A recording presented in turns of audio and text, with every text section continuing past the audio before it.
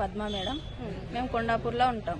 గత 70-60 సంవత్సరాల నుంచి మా తాత ముత్తాతలకు వాళ్ళకు ఫ్యామిలీ సర్వే ఆపరేషన్ చేసుకున్నందుకు ఇచ్చిర్రు. ఇందిరమ్మ ఇచ్చింది.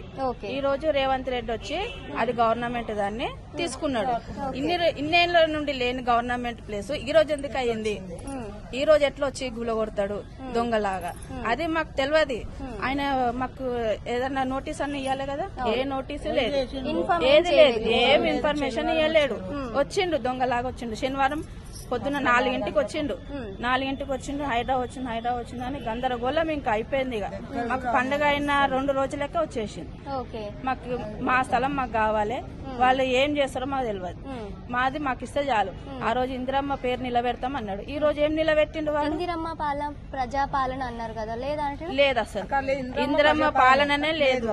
మొత్తం దొంగలాగా ఉన్నాడు. ఆయన దొంగలాగా వచ్చి దొంగలాగా తీసుకుపోయి ఒక ఇన్ఫర్మేషన్ ఇవ్వలేడు. నోటీసు కూడా ఇవ్వలేడు. మాకు ఏమి ఇవ్వలేదు. మేము హైదరాబాద్ వచ్చింది శని ఆదివారాలు చూసుకొని వచ్చింది. మేము ఎక్కడన్నా వెళ్ళి ఏమన్నా తీసుకుందామని గవర్నమెంట్ తరఫున పోదామన్నా కానీ మాకు అసలు ఛాన్స్ లేదు. పోలీసులు కూడా మమ్మల్ని దగ్గరికి రానియలేరు. మేము దగ్గరికి పోతుంటే మమ్మల్ని గెంటేసిరు. మా పిల్లల్ని మేము అందరము గెంటేసిరు. మమ్మల్ని దగ్గరికి రానియలేరు. మీకు అవసరం లేదు ఇటు రావద్దు అనేసి మమ్మల్ని ఇక్కడ నుంచి అక్కడ దొబ్బేసిరు. ఒకవైపు అధికారులు మేము వాళ్ళకి నోటీస్ ఇవ్వడం జరిగింది. మేము అసలు పేదల ఇండ్ల దగ్గరకే పోవట్లే అని చెప్పేసి ఎవరైతే అధికారి ఉన్నారో తను స్వయంగా చెప్పడం జరిగింది కదా. మరి మాకు నోటీసు రాలేదు మేడం. నోటీసు వస్తే మాకు చూపించాలిగా మేడం. మేము అడిగినాము. మాకు నోటీసు కూడా చూపియండి అంటే అసలు ఎవరు దగ్గరికి రానియట్లేరు. పోలీసులు మమ్మల్ని గెంటేసారు. దగ్గరికి రానియట్లేరు. నోటీసులు లేదు, ఏది లేదు.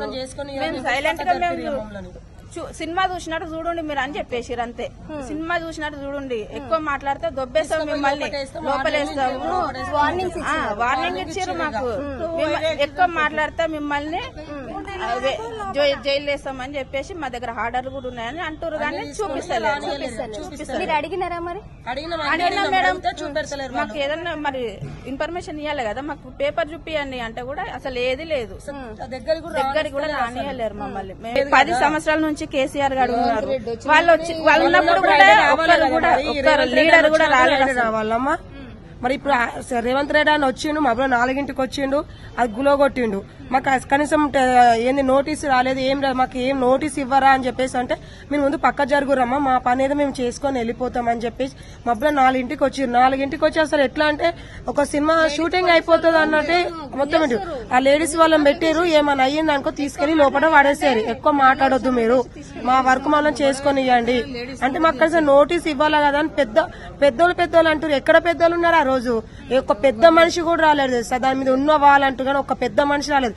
మా ముసలోళ్ళు పోయి అక్కడ మా జాగా అని చెప్పేసి వాళ్ళు దాన్ని చూసి కింద పడిపోయారు. హార్ట్ అటాక్ వచ్చి కింద పడిపోయారు. ఇంత వేజ్ ఉన్న ముసలోళ్ళు వచ్చి అయ్యో మా జాగా పోతుంది అని చెప్పేసి కింద పడిపోయారు. కనీసం ముసలోళ్ళు కూడా ఎలా ఉన్నారు అని చెప్పేసి కూడా తనకు పెద్ద మనిషి అన్న నోటీస్ ఇచ్చిన ఎవరు వచ్చిండు అసలు మా చింకాడికి ఎవరు రాలేడు. నోటీస్ ఇచ్చినాడు కూడా రాలేడు. కానీ డబ్బులు తీసుకున్నా కూడా ఎవ్వరు రాలేడు. అసలు మా బాధ మేము పడ్డాం అక్కడ.